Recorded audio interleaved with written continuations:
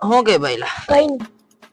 હા હું ચૂડી પહેરી રાખી છે અરે મારું ફટાકડું ને કે રહી રહીને ફૂટેલું. તો કાઢ દે. ક્યારે ફૂટ્યું તું? 1.5 વર્ષ થયા.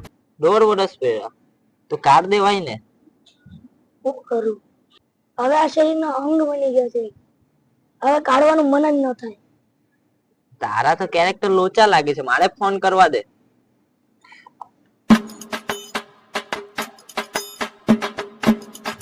હલો ભાઈ, આ બંગડીઓ હું 24 કલાક સુધી જ પહેરીશ. કેમ?